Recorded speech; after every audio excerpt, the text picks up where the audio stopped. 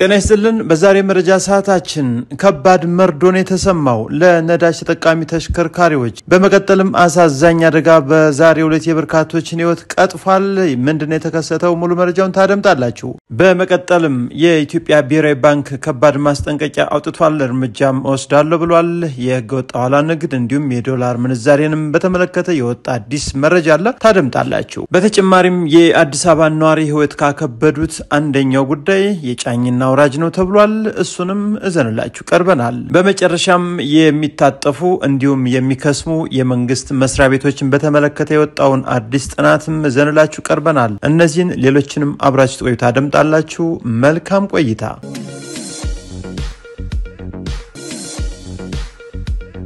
ወደ ዝርዝር መረጃው አመራን። በመጀመሪያም አሳዛኝ ዜና ተሰማ። ከ14 በላይ የሚደርሱ ሰዎች ህይወታቸው ሲያልፍ ከ28 በላይ የሚሆኑ ሰዎች ደግሞ ከባድና ቀላል የአካል ጉዳት እንደደረሰባቸው የተነገረ ነው። የሟቾች ቁጥርም ሊጨምር እንደሚችል ከአካባቢ ወጡ መረጃዎች አሉ። በሶማሊያ ክልል ነው እንግዲህ የአደጋ የተከሰተው። በሶማሊያ ክልል ሲቲ ዞን ሽንሌ ወረዳ በደረሰ የባቡር አደጋ እስካሁን ባለው መረጃ እንግዲህ ከ14 በላይ ሰዎች ህይወታቸው አልፏል ተብሏል። የሽንሌ ወረዳ አስተዳደር በበኩሉ የሟቾችን ቁጥር እንግዲህ ከ14 በላይ ነው ያለ ሲሆን ከ28 የሚልቁ ደግሞ በከባድና ቀላል የአካል ጉዳት እንደደረሰባቸው አሳውቋል። ወረዳው አደጋው የደረሰው ከደወሌ መነሻውን አድርጎ ወደ ድሬዳዋ በመጓዝ ላይ የነበረ የድሬዳዋ ደወሌ የምድር ባቡር ድርጅት የህዝብ ማመላለሻ ባቡር በትናንትናው ዕለት ሌሊት 8 ሰዓት አካባቢ በሶማሊያ ክልል ሽንሌ ወረዳ አካባቢ አነስተኛ ዳገታማ ስፍራ ላይ የኋለኛው ፍርጎ ተነጥሎ ወደ ኋላ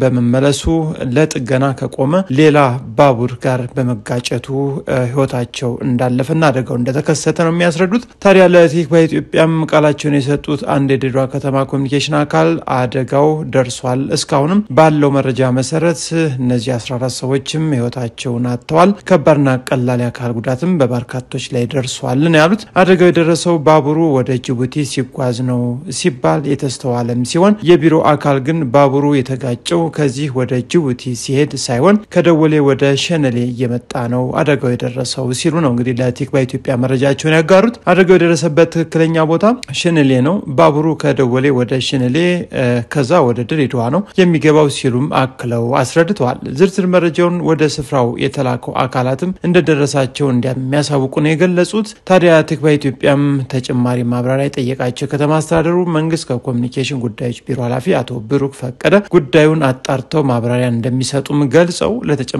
መረጃ ወደ ሽንሌ ወረዳ ያደረጉት ሙከራም ስልክ ባለመነሳቱ ለጊዜው አልተሳካም ማለታቸው ተሰምቷል። በሌላ ዜና በሀገራችን በኢትዮጵያ ውስጥ ያሉ በነዳጅ የሚሰሩ ተሽከርካሪዎች ትኩረት አሰጣጥ ጉዳይ ዜሮ መድረሱ ተሰምቷል።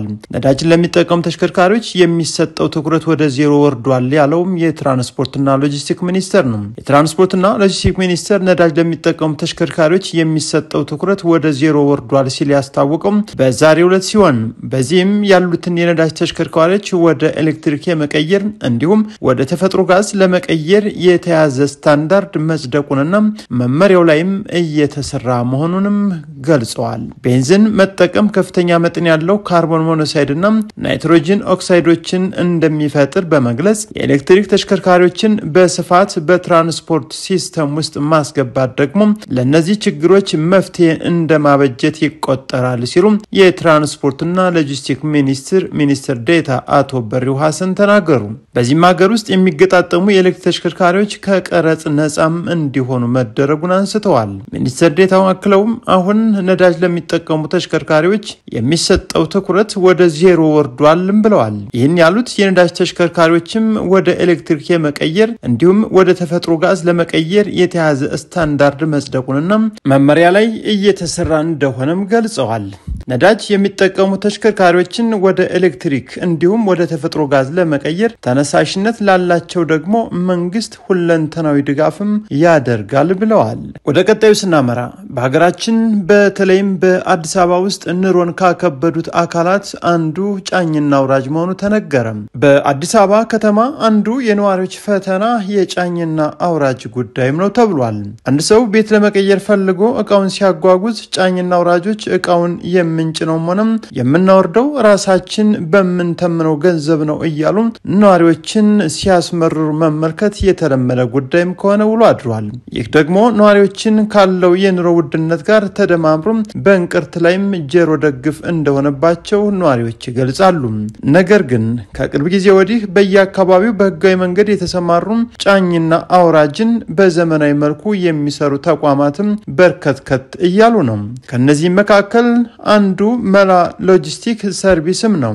መላ ሎጂስቲክ ሰርቪስ ከሚሰጣቸው አገልግሎቶች አንዱ የሆነው የቤት ቅየራ አገልግሎት ወደ ስራ ከገባ የአንድ ዓመት እድሜ እንደያዘም ተነገረለት ሲሆን የግለሰብ መኖሪያ ቤቶችን ቢሮዎችንና መጋዘኖችን የመቀየር አገልግሎትም እየሰጠ ነው ተብሏል። በሌላ ዜና ዶላርን በተመለከተ መንግስት እጅግ በጣም ከባድ እርምጃ ሊወስድ እንደሚችል ዶክተር ኢዮብ ተካልኝ የብሔራዊ ባንክ ዋና ገዢ ተናገሩ።